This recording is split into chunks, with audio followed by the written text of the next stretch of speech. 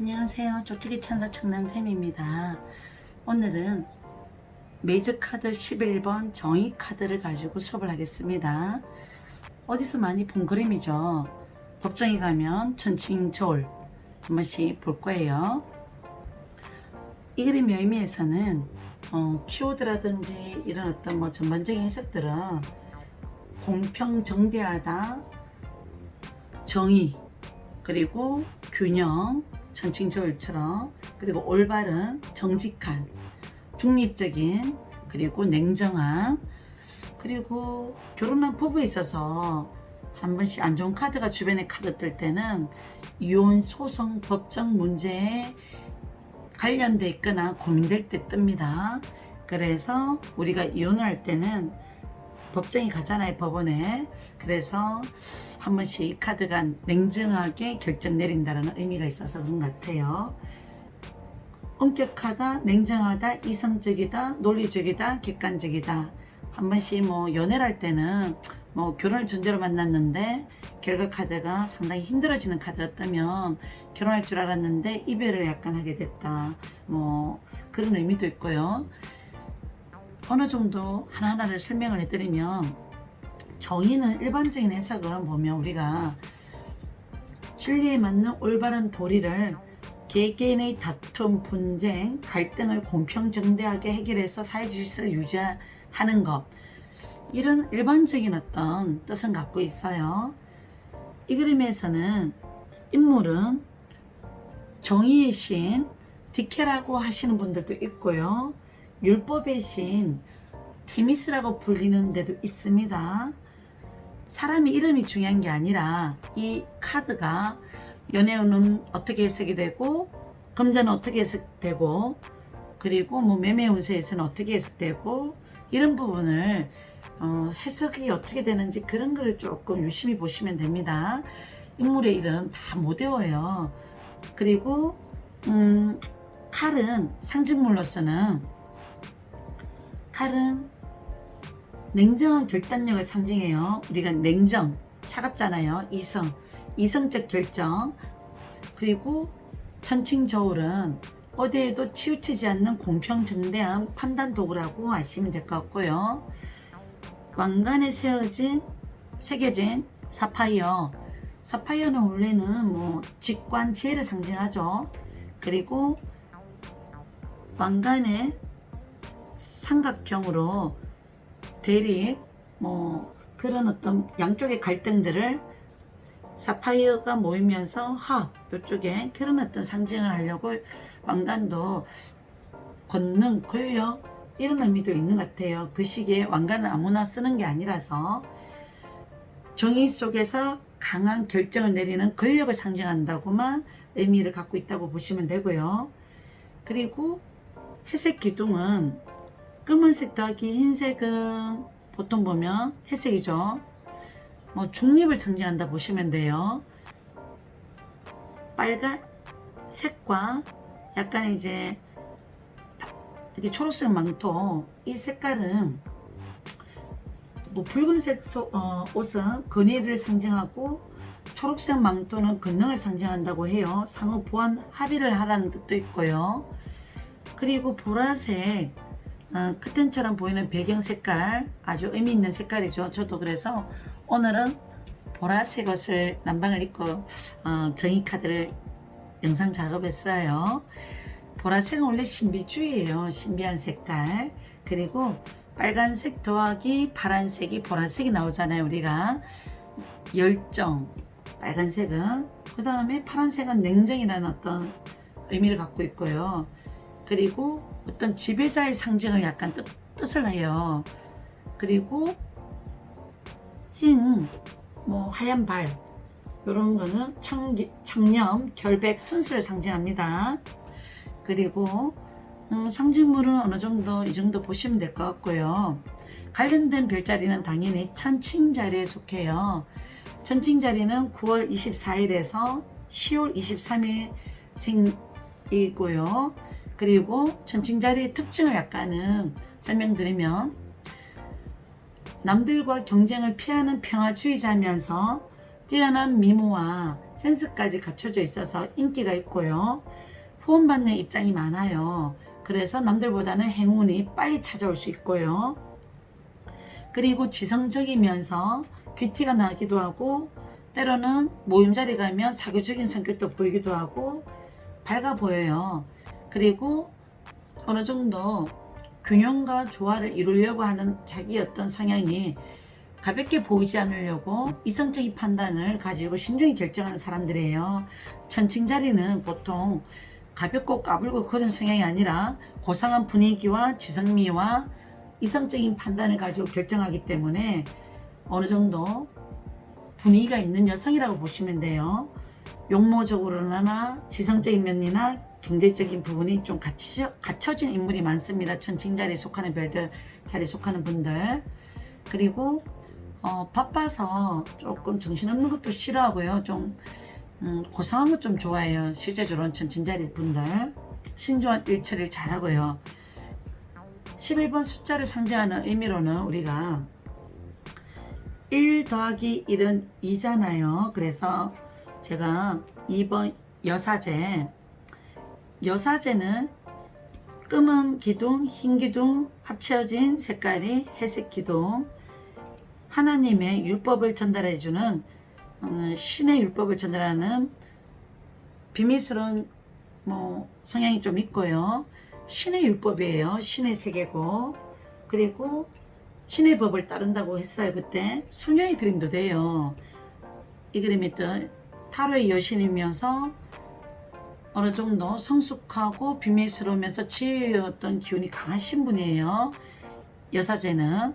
그리고 11번은 어느 정도 2번의 분리, 갈등, 결합에 대한 부분들을 안고 이 부분을 잘 인간적인 법, 인간의 법에 희석을 시켜버린 거예요. 그래서 어느 정도 우리가 보면은 11번이라는 숫자 자체가 한 단계를 더 발전시켰다는 의미가 있고요. 성화, 상성, 신의 율법, 법률을 인간의 법에 적용을 해서 공평정대하게 정의를 내렸다. 이런 해석인 것 같아요. 제가 봐서는. 말이 좀 어렵게 들리죠. 쉽게 설명하면 2번이란 숫자는 1번 더하기 1번은 2번도 되고 1 더하기 1은 11이라는 숫자도 돼요. 그런 얘기 해드리려고 이 2번 여사제를 갖고 나왔습니다. 그 다음에 성향 있죠. 왜? 각각의 성향. 11번 성향은 정의는 이성적이고요. 논리적이고 때로는 융통성이 부족해요. 단점이에요. 그 부분은. 정확하게 살려고 노력하는 분이에요. 계산 문제라든지 돈 문제라든지 이런 부분은 분명히 짚고 넘어가는 성격이고 얻어먹는 거 싫어하고 더치페이하는 성격이고 그래요.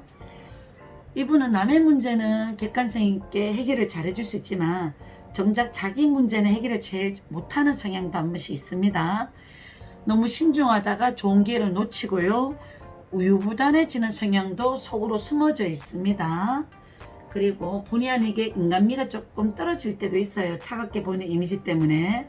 말을 좀 너무 논리적으로 이성적으로 얘기하다 보면 조금 농담도 안 통하고 말이 조금 싸가지 없이 말할 때 너무 냉정하게 말하는 성격이 있어요. 이렇게 느껴지는 성향도 한 번씩 있어요. 그게 정의의 성격을 갖고 있기 때문에 그래요.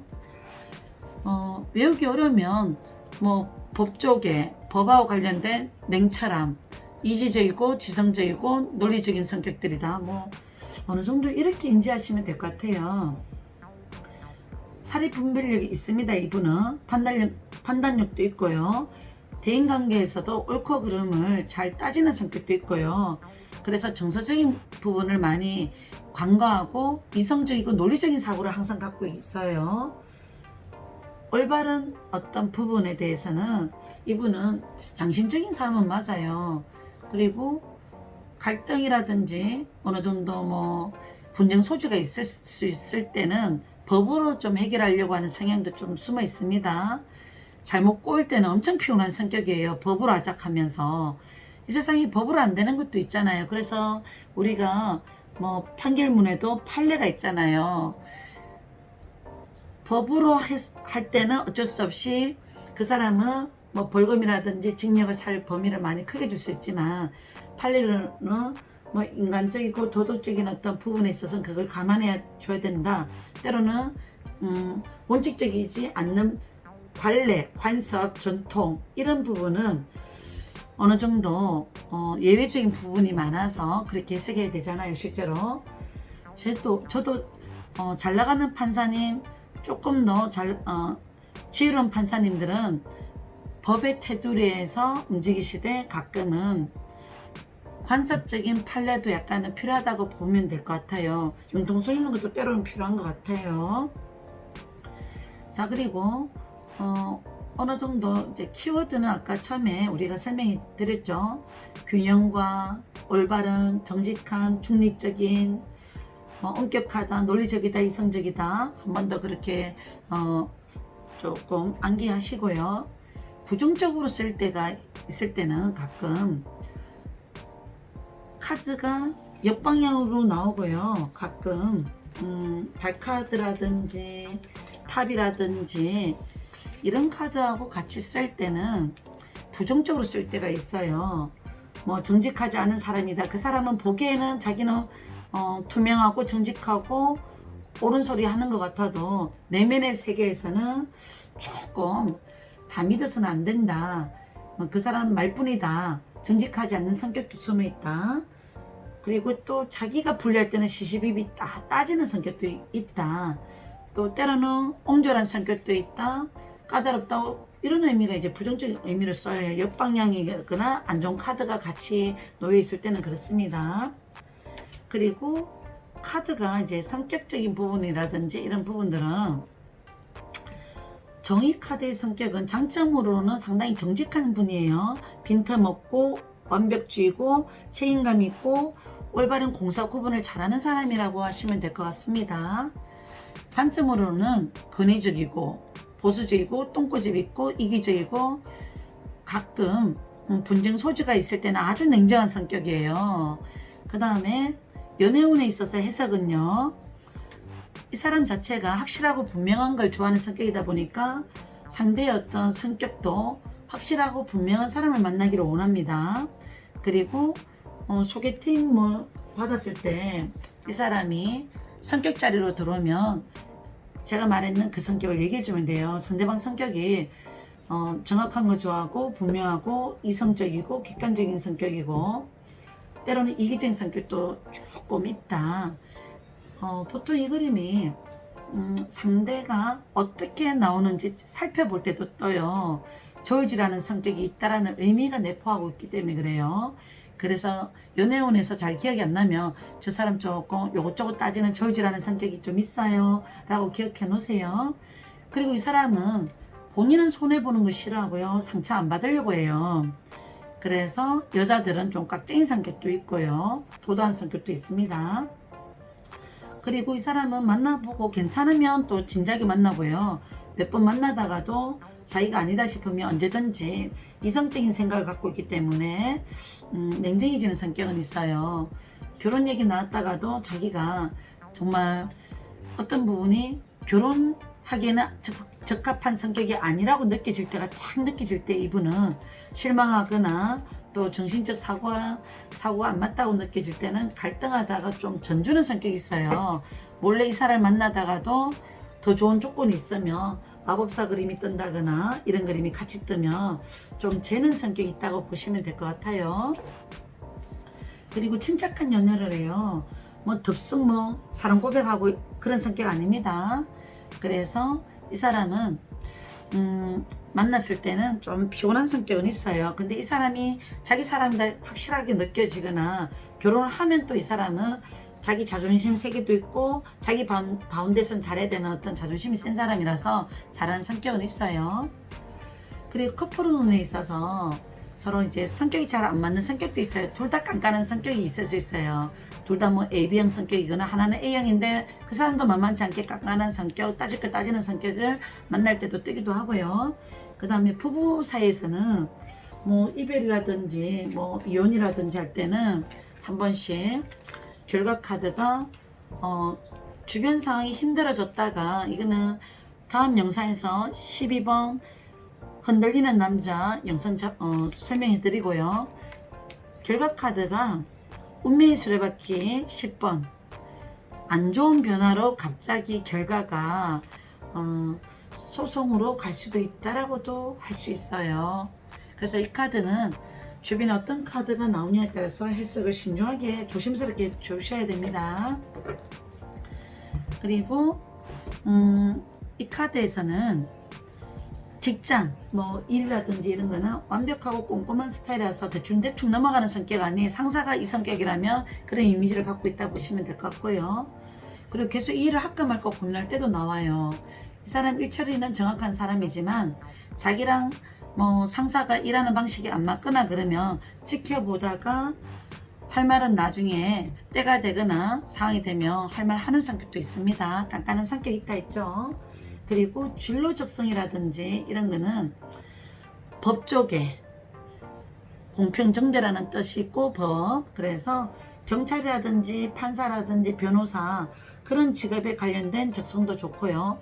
때로는 관공서와 관련된 일도 좋아요. 나라법 관련된 직업들, 한 번씩 세무사들, 공부들, 회계사들, 그리고 감정평가사, 보험설계사, 펀드 매니저, 금융은행 관련된 일도 여기 들어가고요.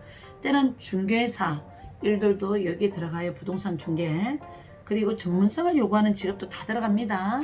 뭐 의사라든지 간호사라든지 임상병리, 임상심리, 전자공학들. 그리고요. 어떨 때는 회계사 같은 직업들, 또 때로는 교육 직업도 있더라고요. 자, 그리고 금전운은 어떻게 해석을 해드리냐면, 이 친구는 뭐 불법 뒷거래 이런 거 제일 싫어합니다. 그래서 금전도 어느 정도 손해 보는 거 절대 안 하고요. 실리적으로 살고 있기 때문에 돈에 있어서는 확실한 투자 아니면 안 하는데, 가끔은 근데 제가 주식을 투자했는데요, 이 주식이 오를까요 내릴까요, 이 부분에 대해서는 원래 이 사람은 성격적인 부분에는 나면 원래 확실한 거에만 투자하는 성격이네요 라고 설명하면 되고요. 주변 카드가 주식이 오르는 카드, 상승 카드, 뭐 러브 카드라든지 펜타클 왕이라든지, 그리고 태양 카드 뜨면 올여름에 이 주식이 오를 수도 있습니다 라고 해석해도 돼요. 그래서 이미지는 거기에 갖다 붙이면 돼요, 해석을. 그리고 주식 배당금, 뭐 부모에 대한 상속 이런 거는 충분히 뭐 세계 카드라든지 펜타클 10번이라든지 펜타클 에이스 이런 카드가 들어오면, 결과 자리에 좋은 카드가 들어오면 주식 배당금 상속 이런 거 인연 있습니다. 그리고 이 카드는 뭐 금전운은 자기가 일한 만큼 받아가는 어떤 일이기 때문에 어느 정도 행제 수하고는 거리가 멀지만, 다른 주변의 질문이 뭐냐에 따라서 뭐 행제가 있겠습니까 라고 약간의 질문이 들어오면 가끔 뭐 이런 그림 뜨면 뭐 행제도 가능해요. 실제적으로는 어떤 뭐 문서로서 받을 수 있다. 부모가 나한테 뭐 남겨줄 게 뭐가 있을 수도 있다. 펜타클 10번하고 이런 그림 뜨면요. 그리고 기브 앤 테이크예요. 이분은 오는 게 있으면 가는 것도 있고, 할 도리 그 범주 안에서 돈 쓰는 사람이에요. 자기가 돈을 써야 되는 어떤 계산된 범위 안에서 돈 쓰는 스타일. 함부로 돈 쓰는 사람은 아닙니다. 그리고 건강운은 이 친구는 딱딱한 뭐 의자에 앉아 있어서 그런지 몰라도 디스크 증상 같은 거, 허리 뭐 이런 거 좀 조심하라는 얘기도 들리기도 하고요. 스트레스성 질환들 좀 굳었잖아요. 뭔가 자기가 생각 뜻대로 안 되거나 문제가 해결 안 되면 좀 예민해지는 성격도 있어요. 혼자 고민하고 혼자 해결하는 성격 때문에 스트레스성 소화불량 질환 뭐 이런 것도 연관이 있습니다. 그리고 수술 약간 해야 되나 말아야 되나 묻는다면, 이미 판단은 결과 카드에 금의 10번, 금 7번 이런 그림이 뜨면 수술을 해야 될 일이 있다고 해줄 수도 있어요. 뭐 허리 디스크나 목쪽 디스크라든지 관절 수술 같은 거. 결과가 만약에 회복이 되나요 묻는다면, 뭐 세계 카드라든지 이런 그림이 들어오면 분명히 회복세가 빠르겠죠. 그 다음에 매매운 문서운 이 그림이 뜨면 신중하게 문서 매매하는 성격이다 보니까 시간을 두고 지켜보고 어느 정도 따져보고 계약을 하시는 분이라서 알아서 잘합니다. 근데 너무 돈 따지다가 좋은 문서 놓칠 수도 있어요. 그 다음에 장소적 의미로는 우리가 뭐 법원이라든지 법과 관련된 기관이라든지 시험장이라든지 중요한 결정을 내려야 하는 뭐 긴장된 장소 같은 것도 연관이 있습니다. 그리고 어느 정도 이 그림을 이제 하나하나 보면 천칭자리하고 인연이 있어서 센쇼 위카 카드인데요. 11번 해석 다 비슷합니다. 그리고 뭐 오른손에 칼을 들었지만 여기에서는 발 아래 칼을 들었고 양손에 천칭절과 자기 몸이 균형과 조화를 이루려고 많이 애쓰는 모습 보이죠. 천칭 별자리. 그리고 화이트 캐치 카드는 8번하고 11번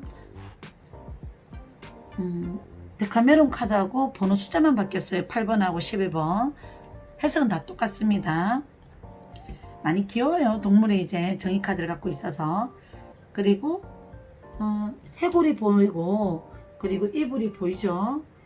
이 친구는 쉽게 뭔가 섹스하는 성격 아니에요. 이것저것 따지거나 여자가 과거에 힘들었던 연애를 해봤거나 말 못하는 고민이 있어봤거나 그래서 많이 갈등하고 고민하다 보니까 쉽게 잠자리를 가지는 성격은 아닙니다. 그 다음에 이불은 뭘 상징하냐면 과거의 관계를 듣고 싶은 마음이라고 해석하시면 되고요.